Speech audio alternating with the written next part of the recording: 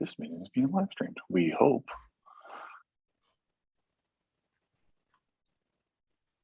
It's official. Now it's live. Of course, we'll be singing out of sync, but whatever. Yeah,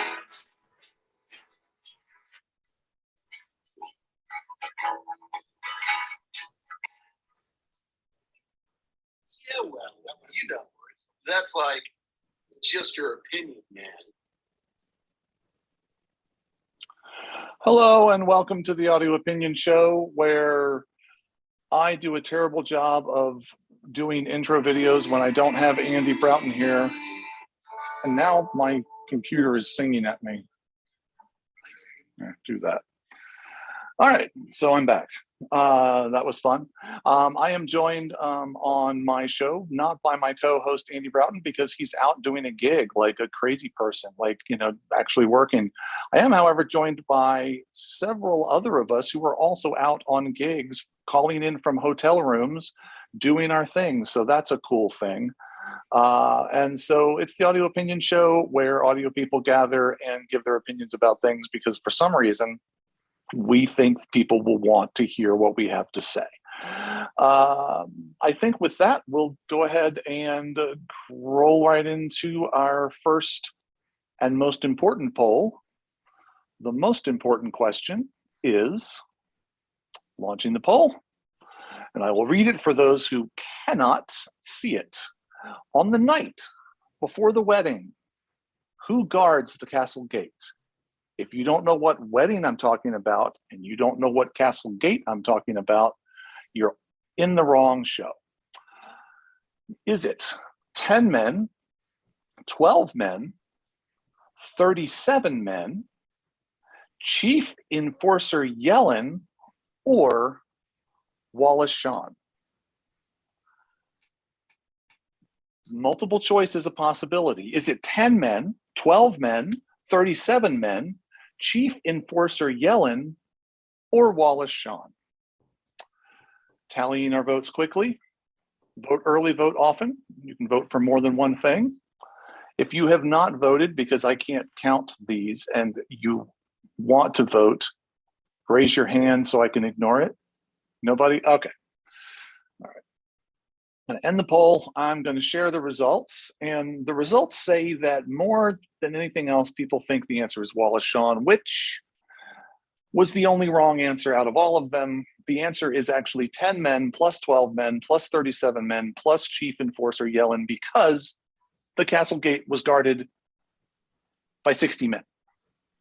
That we know. Now, what we don't really know for sure is, was Yellen one of the 60 men or not?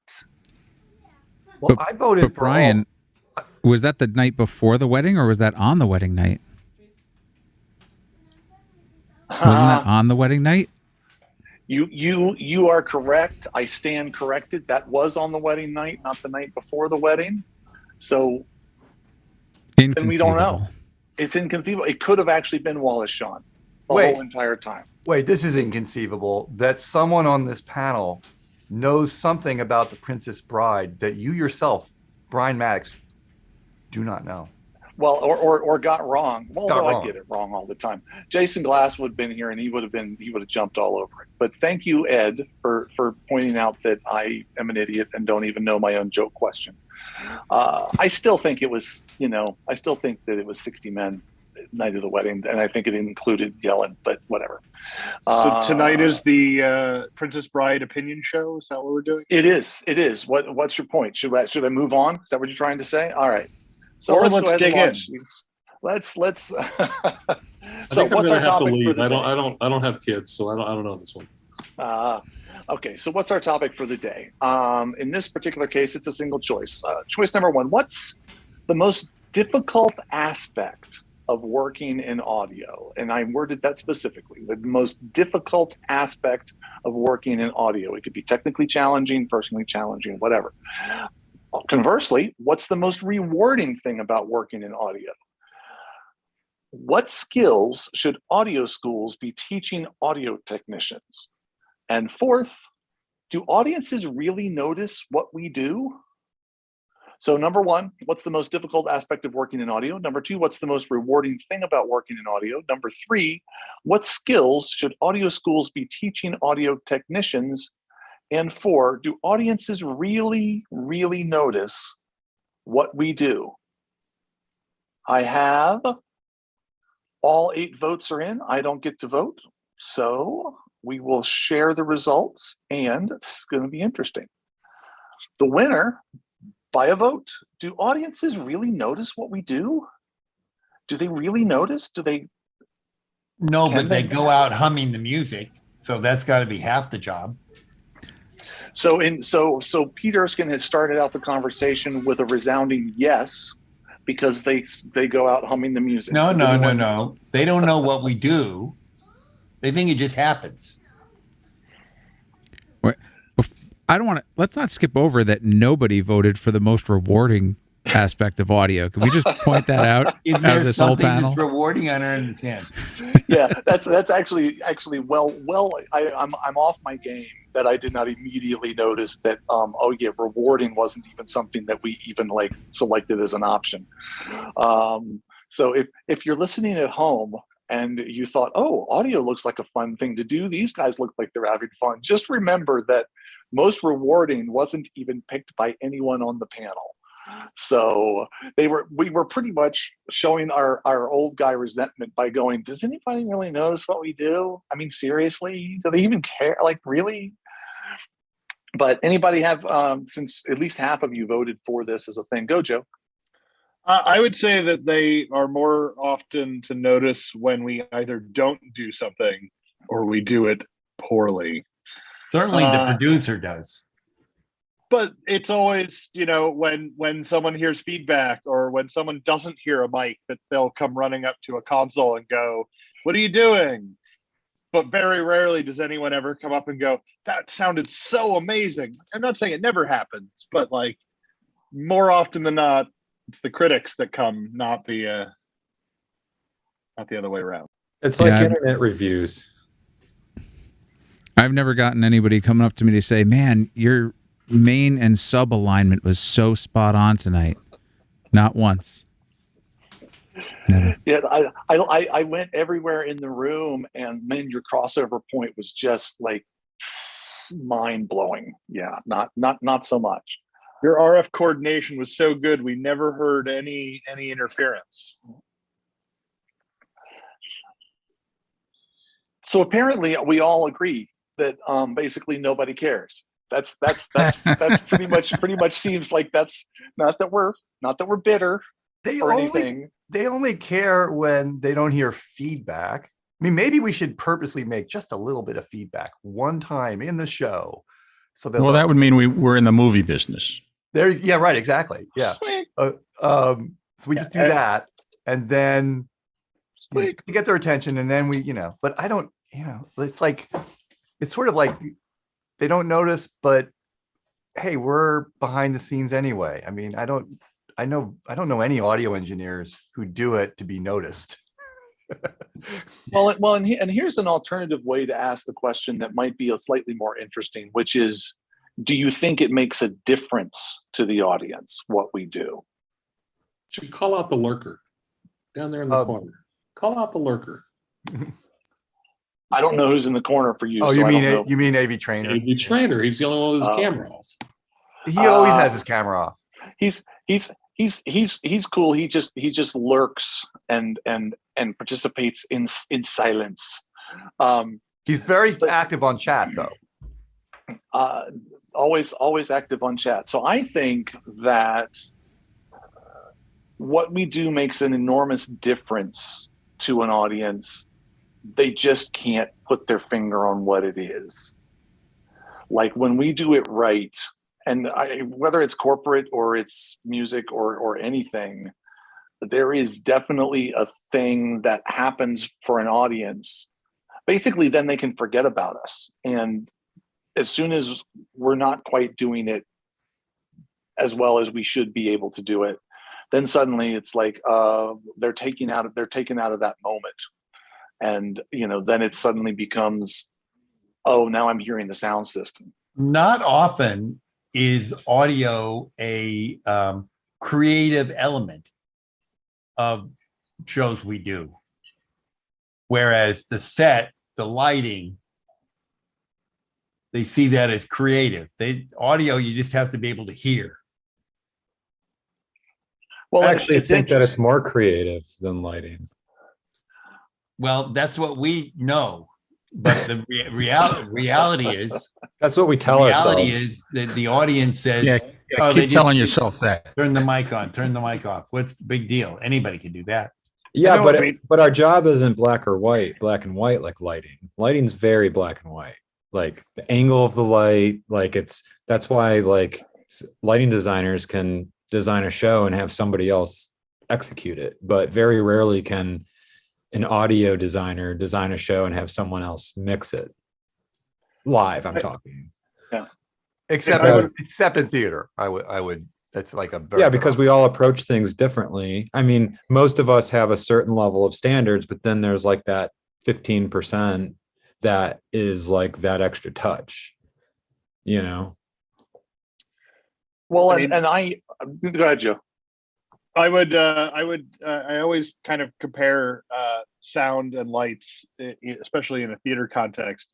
If a light doesn't come on and the actor is shadowed and like in a moody darkness, oftentimes people will be like, "Oh, that's so artistic of the designer to take that bold choice." But if a mic doesn't come on, it is clearly a fault. It is clearly wrong. Everyone understands that someone screwed up. And I kind of look at that and just go, let's kind of like, everything is subjective, but it seems very much like people are willing to give certain departments artistic leeway and other departments not. It's very unforgiving, especially in theater when, you know, like you're doing a musical and you have 1,500 fader moves. I'm not exaggerating, you know, because you are mixing the show line by line. And you know, if you upcut someone just once, the audience knows it. And it's very unforgiving. When I watch musical, I don't mix that stuff anymore. But when I watch it now, or when I used to, I would always go up to the operator afterwards, the engineer afterward. I just go, "Nice job," and then I'd walk away because they're trying to get out of there quickly. First of all, and you know, it's a hard job, a hard, thankless job. So thank you. Go see American Utopia. So I did a thing that illustrates the point here. The church I worked at, we had a series about, anyway, it was related to sound. It doesn't really matter. And one particular week was about the power of quiet. And so I got this idea to basically turn everything off. I was a creative director, so I wasn't just the sound guy or just the musician. So I got the idea to turn off all the lights, turn off, whatever, finger quotes, creative guy. So I got the idea, turn off all the lights, literally turned off the projectors so that the fan noise was off. Like turn the lights off, turn everything down. And I sat on stage and played a song acoustically on the acoustic guitar and sang it with one microphone, like 7 feet away from me, just barely on. So the people in the back could just barely hear me. And so they're sitting in the dark, no video, no cameras, no lights, no nothing. And, you know, lots of people were like, "Oh, that ended up being really cool." The only comment I got about the sound was, "Yeah, but it was so quiet. We could like barely hear it." And I'm like, that was the point. That was the point. They're like, "Oh, the lighting was so moody and it was great. And we loved that there was like no video. And we loved that it like had this like," I'm like, literally, it was about quiet and God speaking to you in the quiet. The song was called "Word of God Speak in the Quiet." Like that's literally what it was. Like it could not have been more obvious. We're hitting you over the head with, "Yeah, but it was kind of hard to hear in the back. Like it was really quiet." Yeah. So yeah. So that's it's interesting. Like, I think we make an enormous amount, not to rabbit trail, but I love the rabbit trail. We make an enormous amount of creative decisions, most of which are just not seen as, they're not seen that way. They're not perceived in that way. But the reality is that we're making them constantly, even on something as simple as a talking head, simple finger quotes, as a talking head show. Just the balance between things and how much you emphasize them and how much presence you put in and how loud do you run the PA and how loud do you run the vocal, the spoken stuff versus the video stuff, and on and on and on. There are all these creative decisions we're making. Just like being quiet, I particularly appreciate a musical and or play where I don't notice the sound system at all. It sounds as if they're live talking to me. Well, and I think one of the reasons why you appreciate that and why we appreciate is because we actually understand how unbelievably difficult it is to actually do that. Yeah. Yeah. You know what I think one of the factors is that most people don't have the vocabulary to know what they're talking about with audio. Whereas like lighting, it's like red, green, blue. Everyone knows colors. Video. We always used to have a sign in theater technology shop. Everybody knows two things: their job and sound. Right. They all own home hi-fi. Yeah, but I think people do. I think people know, and I think that they are appreciative because, I mean, how many times do you hear people say, "I don't go to concerts at that venue because it always sounds bad," or I used to go see such and such band, but man, it was so loud, I don't go see them anymore. Or, man, I went and saw, the Grateful Dead 20 times and it always sounds amazing, or, whatever. But like, I think people notice, but I don't think they notice in the way that we want them to. Well, and we were having the discussion on this job earlier in the week over catering about how many times people mix too loud and how often that becomes an unenjoyable situation for people.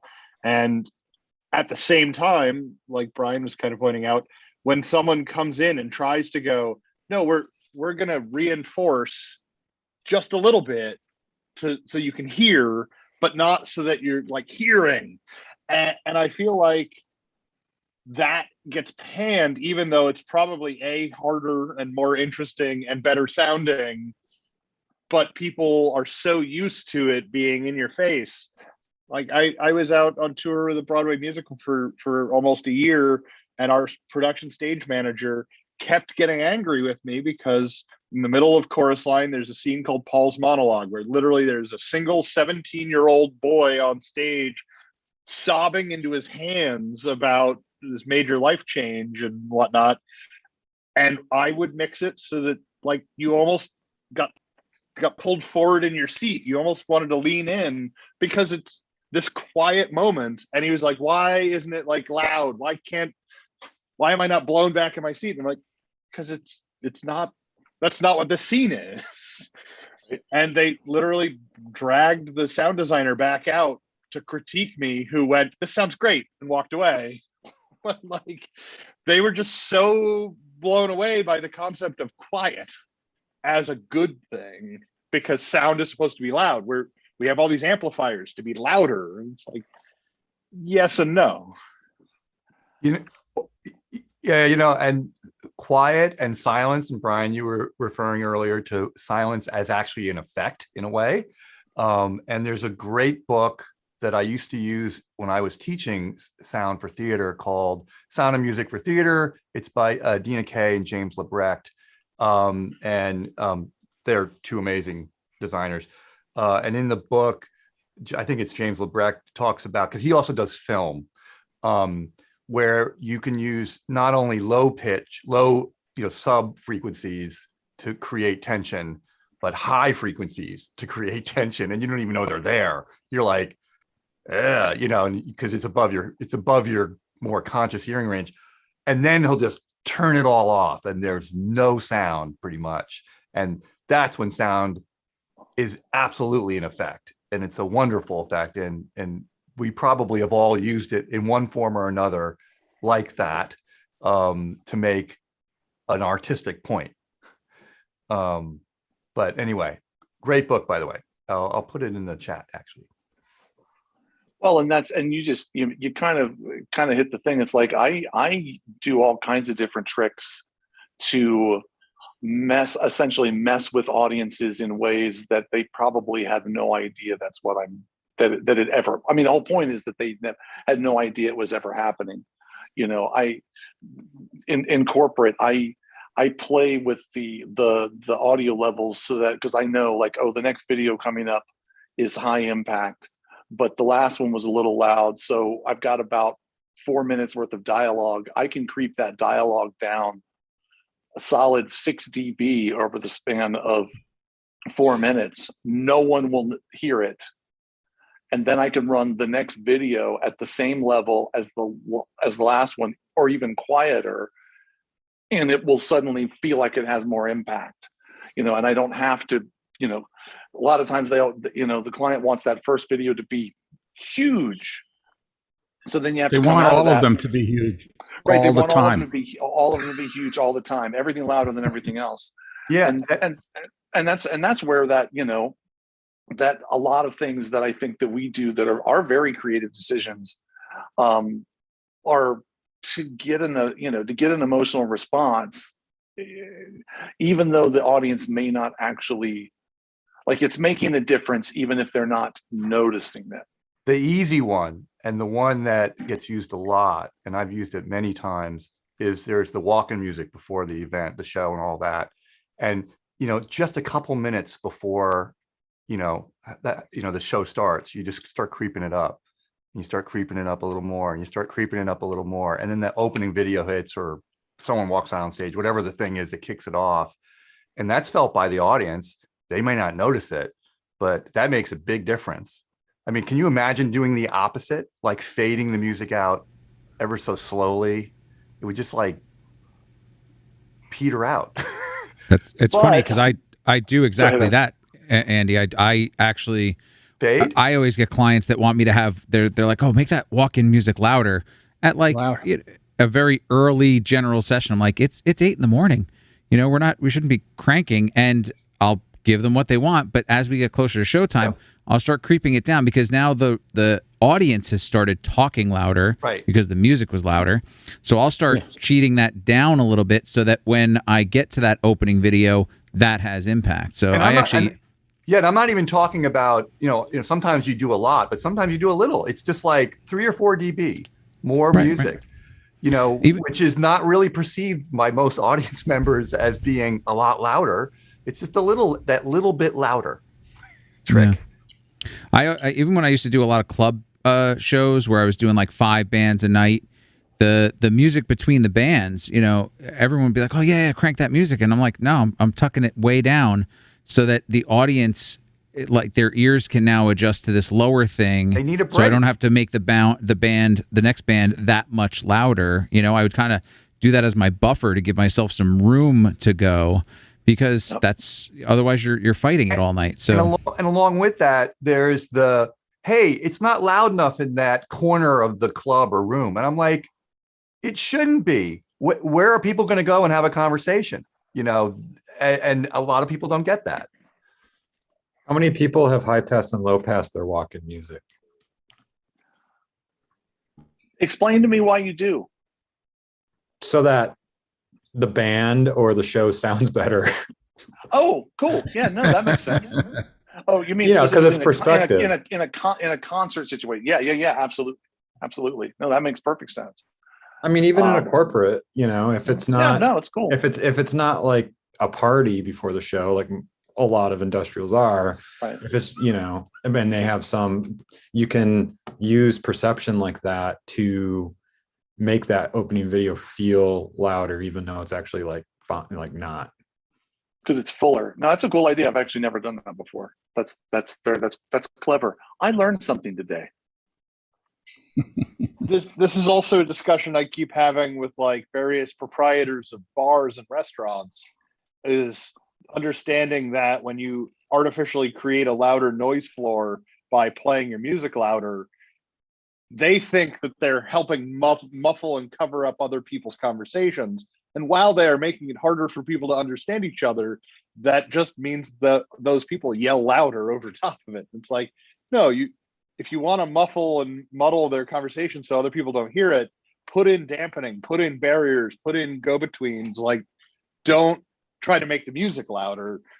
And after you've had that walk-in music at 100 dB for 25 minutes, a guy comes out on stage with a lav and tries to talk to the audience, and nobody can hear him because his lav is limited by gain before feedback. I mean, you can't trying to explain to a producer that making the audience have threshold shift for a half hour before and that's where the art comes in, Matt. Out and talks. It's like maybe it's not the art of sound, maybe it's the art of communication. Yeah, Heineken killed me that way. Well, yeah, that was the loudest walk-in. Looking at an event that perhaps a few of us have worked on very recently, where they want that walk-in music to be a party level atmosphere, and then they want the big like opening video to be this massive in your face thing, and it's like, well, again, when we have everything up here to begin with, we have nowhere to go above that ceiling. I mean, absolutely. There's always somewhere to go, Joe. Distortion. Yeah.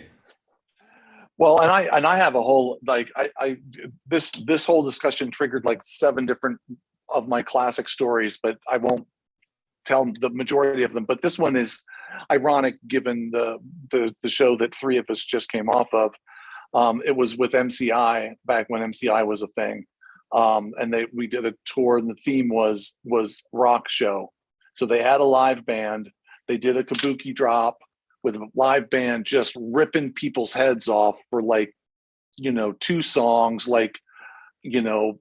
whatever was big in 1991, they were playing the hits, and it was like they wanted it rock concert level. And then now, ladies and gentlemen, please introduce Ed Smith. Yay. And Ed Smith comes out, but he has to be, finger quotes, has to be on the lav. And thankfully I wasn't mixing that show. I was just the system guy, but the poor A1 for the first 3 or 4 stops of the tour, it was just like they were just riding him because they were like, but it sounds so weak when the CEO comes out. It sounds so weak when the CEO comes out. And this was pre WL 184. So it was all Omni lavs all the time. So there was no gain before. Like it just wasn't there. And he rang it out. And the reason that I'm telling this story is, one, because it goes along with what Max said, but also communication. Ultimately, we kept going to the client representative and saying, can't we put him on a handheld? Oh yeah, no, he won't use a handheld. Can't we put him on a handheld? Oh yeah, he flat out won't use a handheld. So after like the 4th show, he came in for a rehearsal, and I just went over to him and said, hey, do you mind trying a handheld for rehearsal? And he was like, sure, no problem. Cut the AA. Grab the handheld. Yep. Cut the AAs out of the loop.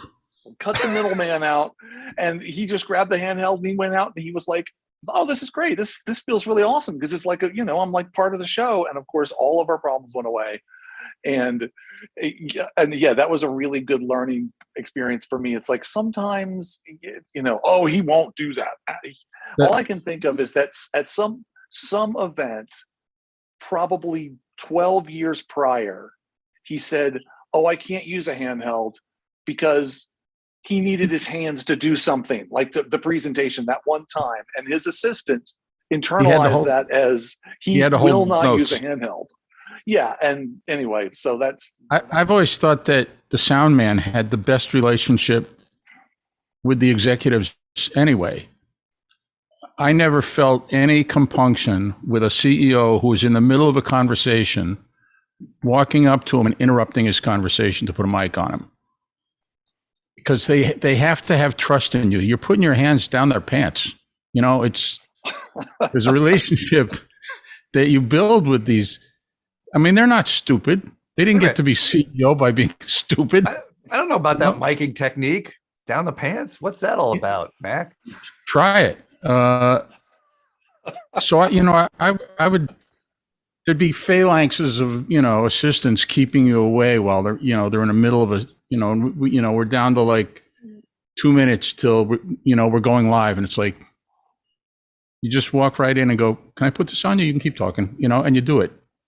And, it's suggesting to them to use a handheld instead of a lav for their big crowd raising moment is the same thing.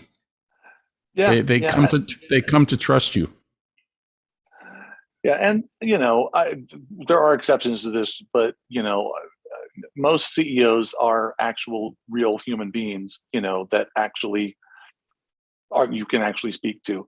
Fred, I'm only because I have personal experience with this recently, and I know you do sports. I'm really curious, like, with what you're doing, how much impact with regards to announcer versus ambient versus crowd versus stingers versus whatever, like, what impact do you think, or do you just kind of go, I just follow the director and whatever? The announcers are always the loudest thing unless a big play happens. I hate noises. I make a noise subgroup and I set it at 8 dB below everything else. I watch these shows and you hear this come across, it just rips your head off. I will never do that. Jim Lynch, a good friend of mine, a director for the Giants for years and years and years. I went in to mix his show several years ago and he goes, producer's going to come to you and ask you to pull the noises down. And I go, no, he's not. And I never heard from him the entire night because I don't do it. I hate that stuff. So for me, it's the announcers. They're the primary focus. They're the guys making the big dollars. I tend to push the effects. Sometimes I lose the announcers, admittedly, but I don't mix very loud. That's one of my problems is people can come into my room and talk to me while I'm doing what I do because I don't mix very loud. So there are times when the crowd gets a little loud and I don't really understand the relationship between the announcers and what's going on, but it only happens for a couple of words usually. So yeah, I like I said, one, it's apropos to the topic, but I watch a lot of women's college basketball, which is a lot of kind of B level, if you will, production crews. It's not it's not the NBA. And one of the things that has actually been kind of grinding my gears, which is why I was asking, is exactly that. It's like, I really want to hear the announcers. Like they're giving me color. Like I'm really interested. I don't know all the players. I don't, I watch it because one of the D1 stars came from from the high school my daughter was at, played with my daughter. So I have a personal connection, but and the crowds aren't typically that huge to begin with. And there's just so much extra stuff. And it's like, I can't, do I notice? I notice. Yeah. A lot of that is bad mic technique. I mean, the announcers, I think I mentioned this, I don't know if I did it on this show or not, but these at-home productions, I did a couple for ESPN last year, and I was stunned at how good my mix was because I didn't have all this crowd noise coming in the announce headsets. Because the announcers, every time they take a commercial break, I kill their mics. I protect my announcers. I never let that go out any transmission path. So they have to take their headsets off if they want to talk to each other. And of course, when they put their headsets back on, the mic's not in the same place. And so my biggest number one problem is the crowd. If they're in the venue and there is crowd, we're not in COVID times, and we're at Gonzaga where the damn building's going to fall down because they're students are jumping up and down. Right. It's really hard to get any arena noise, any squeaks out of the basketball floor because it's just so freaking loud. And then you add the PA on top of it. In a lot of these arenas, I did an NBA game a couple weeks ago at our new Phoenix Suns arena, and I was so impressed at how much the guy that was mixing was getting off the court. I said, "What happened?" They go, "They fired the guy that used to be in charge of the PA system, and now you don't have to wear gun earmuffs to walk into the arena and watch an NBA basketball game. It's back down to 100 decibels or somewhere within reason. I mean, it used to be, I'd rather go sit at the airport and watch airplanes take off. It was just about that loud. So, now that is scaled back, at least in our market. Now you go to other places like T-Mobile Arena, you go to Vegas, you go to watch a hockey game at T-Mobile Arena, you better be taking some hearing protection because it's just insanity. Well, and it's interesting because we're kind of continuing to answer the same question, which is basically, do people notice? And the answer is yes, even if they don't know that they notice. I'm sure that the PA mixer in that arena didn't get canned just because he was annoying the general manager or whatever. I'm sure it was, the guy in Phoenix. No, he just retired. He just left. Okay. He left, and then all of a sudden, all those edicts went away. But when he was there, it was always louder, louder, louder, louder. And they went. I mean, in my time there, I think I've seen them gone through 6 different PA systems. They bring a PA system in, they go, well, not enough. Pull that one out. Put another one in. Well, and louder does not equal more energy, kids. It's just it's not a one-to-one relationship by any stretch of the imagination. It does point to there's an awful lot of artistry that we're doing that people don't notice but do notice. Like it is enhancing. Like I said, it's really starting to annoy me watching these basketball games because I'm getting so much, and I will say it is a mixed decision. It might just be the mixer in the arena in the particular college that I watch most of the games coming from. Well, here's another little bit of insight, though. Is a lot of those things that you're watching, they're low budget productions now. They're not putting the microphones where we put microphones to do a basketball game. There's a shotgun mic on a camera that's sitting on a slash position shooting the court. And that's your effects mic. You don't have mics on the baskets. You don't have mics under the keys. You don't have mics on the floors. You don't have the stuff that you have on a broadcast mix.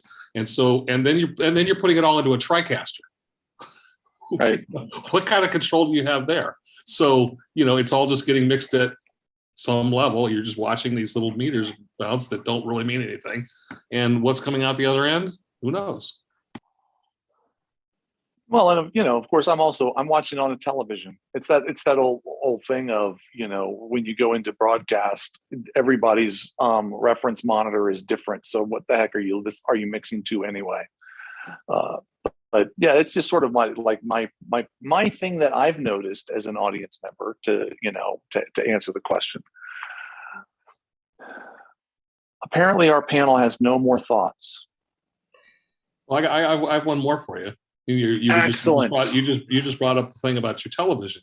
Your television is supposed to be smart enough to decode what the broadcaster's sending, right? Well, what happened last year at the Stupid Bowl? Great sound first half. Halftime comes along, and guess what? The artist wasn't there. And somebody, one of the people that we all know in the industry, went over to his receiver and he went, oh, it's not Dolby Digital anymore. It's Dolby Pro Logic 2. And guess what? They're not compatible with each other. So you're listening to Dolby Digital and you're expecting the center channel to be there, but Dolby Pro Logic 2 puts the announcer somewhere else, which actually doesn't show up at all in Dolby Digital. And then the outcries come, why can't we hear the main guy at the halftime show at the Stupid Bowl? Because the other truck was set up for whatever reason, Dolby Pro Logic 2, and the main truck was set up for Dolby Digital. As soon as they went back for the second half, the game sounded great again. So, somebody overlooked something, pretty simple. All you had to do was talk to each other, but we're in the communication business. And of course, what's that old proverb? Tell us the old proverb. I got something. We're in the communications business, but we don't communicate. No, exactly. I mean, the thing is like people can't, help not notice sound because they can't get away from it in the room unless they put their hands over their ears.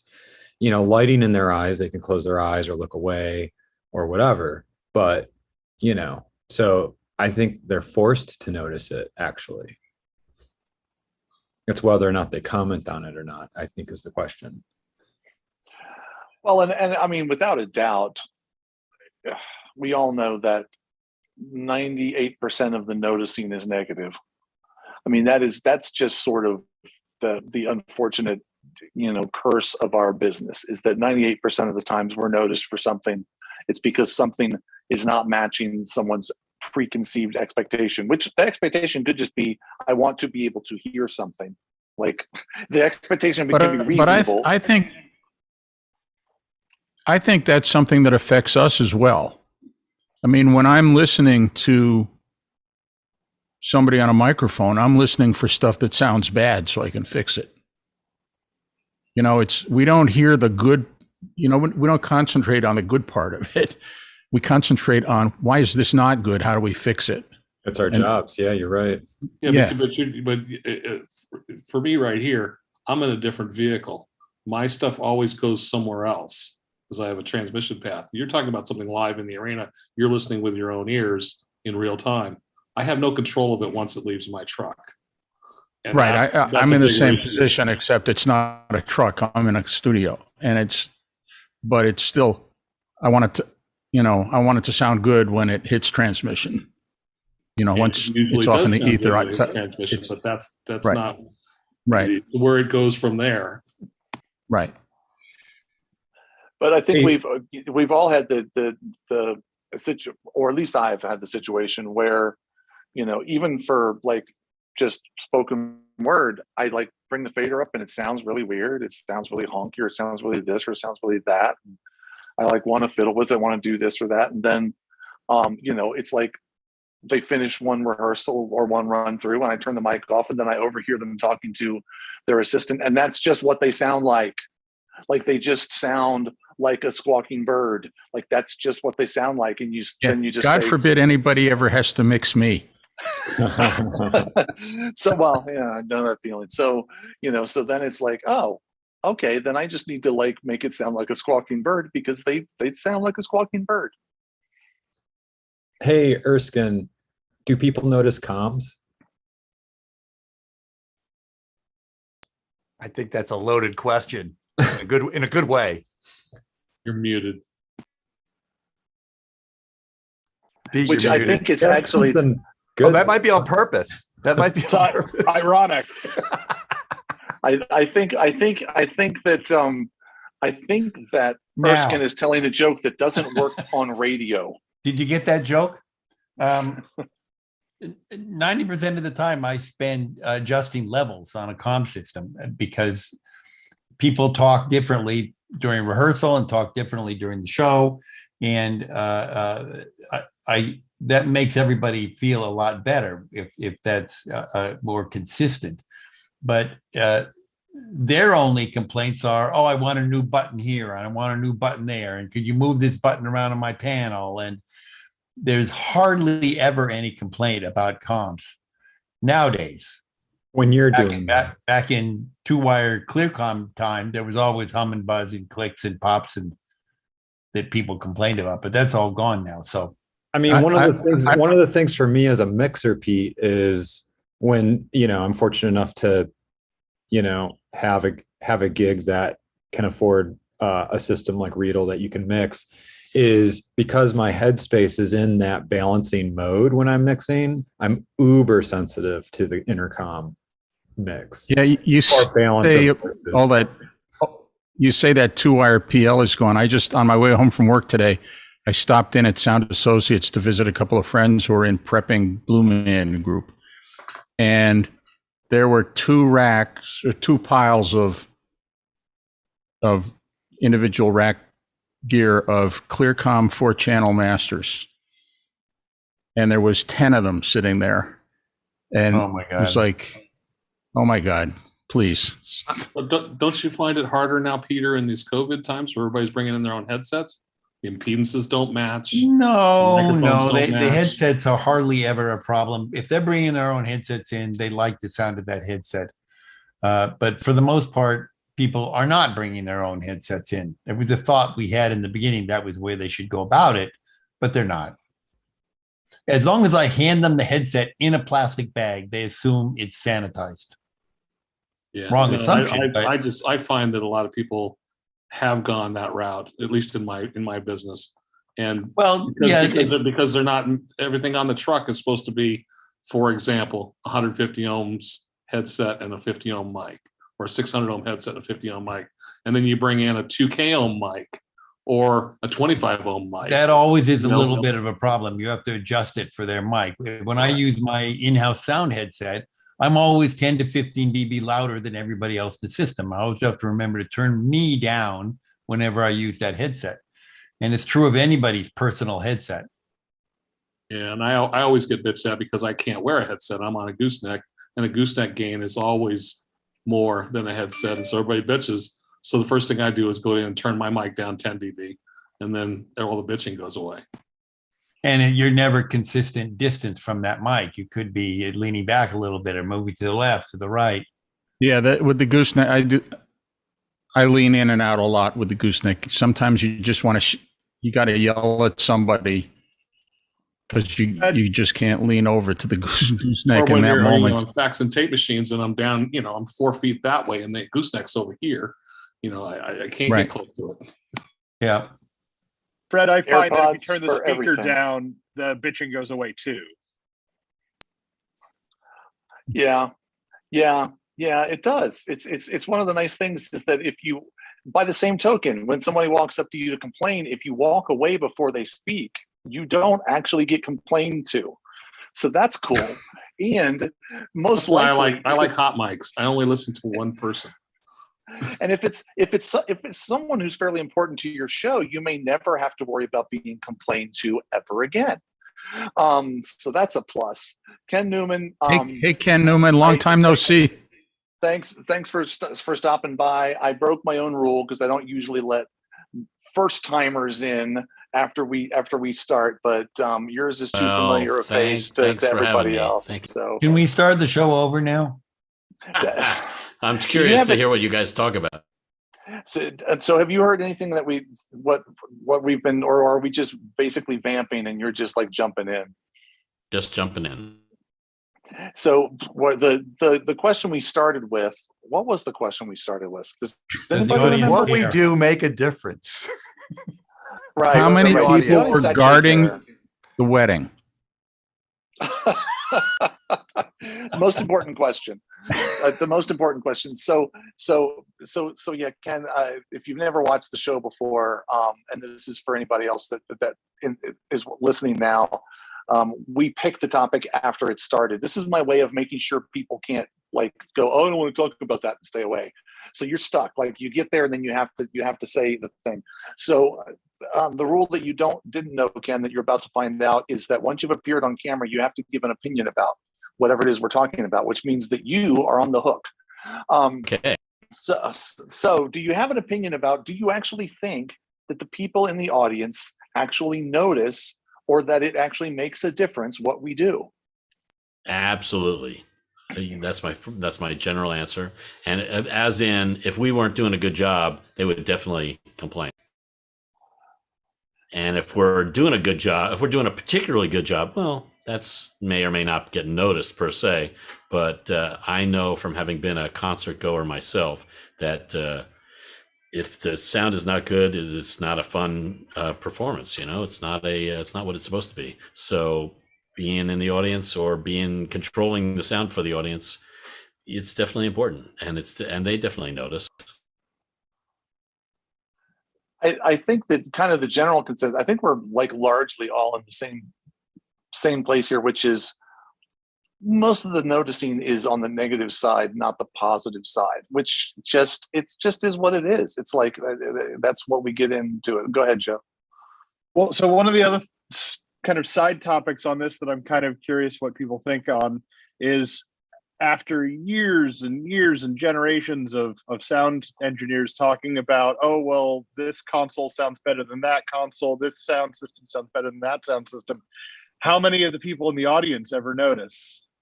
Zero. None. How many of the Absolutely artists on stage none of them necessarily notice? One. They do. I've gotten some of the best compliments on the shittiest equipment. They do notice if you don't have really good speaker wire, though. They notice when the speakers are in front of the video screens. They do notice that.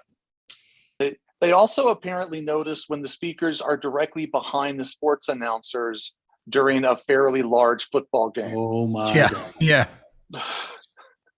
I once had someone walk up to me and inform me that I had enough speakers and I just didn't have enough amplifiers for the speakers.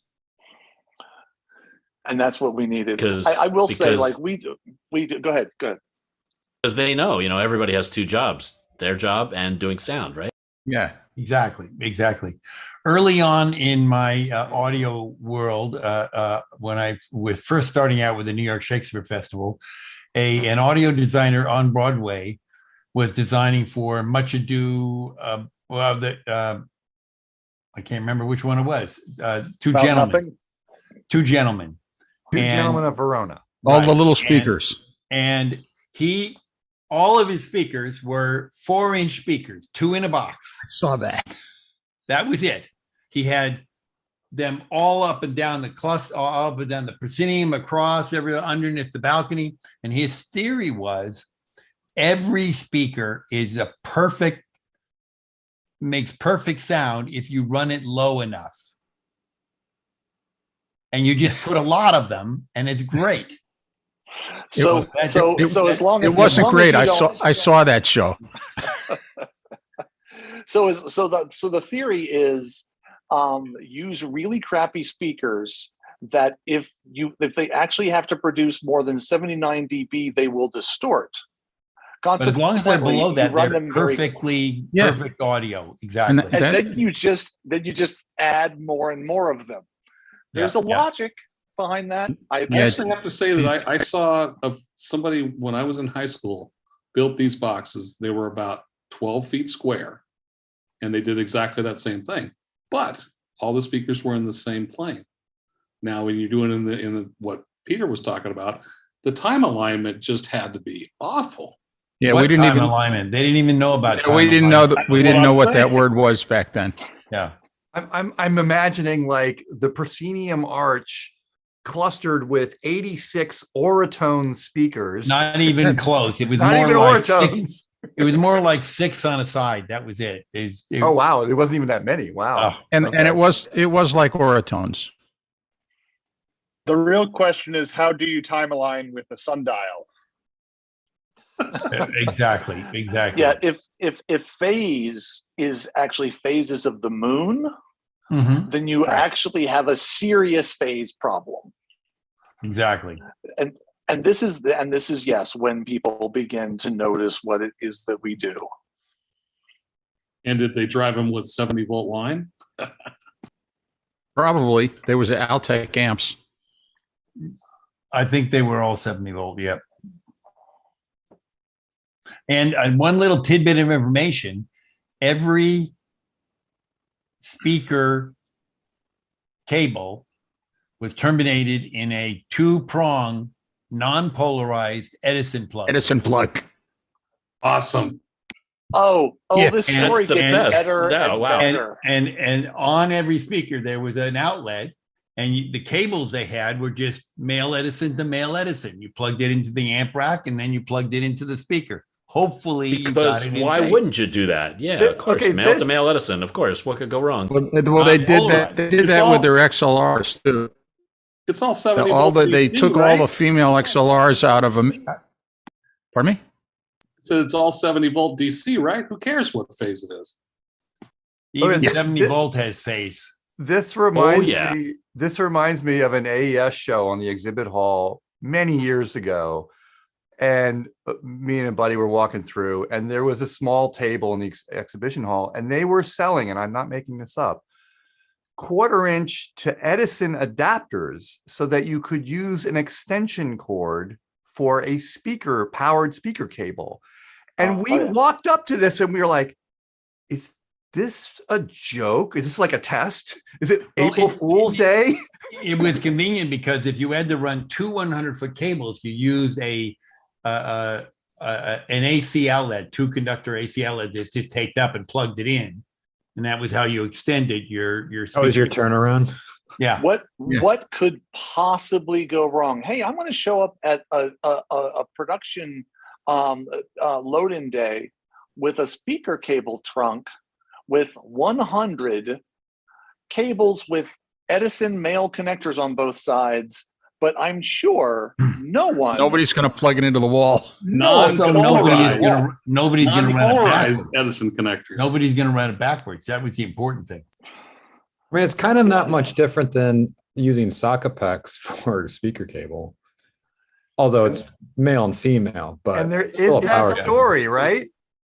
There's many stories that like the speaker array got blown up because someone just plugged in the wrong socket packs, right? Well, and there was the whole shared ground sockos, right? The ground ringing, yeah. There's and two so, different ways like, to wire the socket, depending on if you're doing audio or lighting. I think there's more than two ways, Kenny. Well, of course, but two standards, let's say. Yeah, right. And this brings it back around to our original subject: is if that happens and it blows up, yes, the audience does care. Yes, Hey, absolutely. I got a particular time when the audience really cared so much that one of the audience members sued the performer I was working for, which is the performer I still work for. They sued Barry Manilow for hearing loss sustained at a Barry Manilow concert. And they claimed that they left the concert with their ears ringing and so forth. So that was definitely a case of they definitely noticed what it sounded like. They said it was way too loud. And so they sued him, and this lawsuit. And now the interesting thing about the lawsuit was that we defended ourselves, because I was named in the lawsuit also, since I was controlling the sound.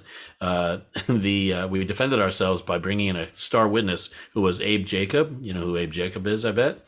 Right. So Abe Jacob just happened to be at that concert because he happened to live there and he happened to be friends with Barry Manilow. So he was at that concert and he testified that, hey, it was just a normal concert. What's wrong with you? What'd you expect? Anyway, so they ended up donating some money to his charity, and that was the end of it. But he definitely noticed. Which is a absolutely great place for us to wrap, because that was a great story.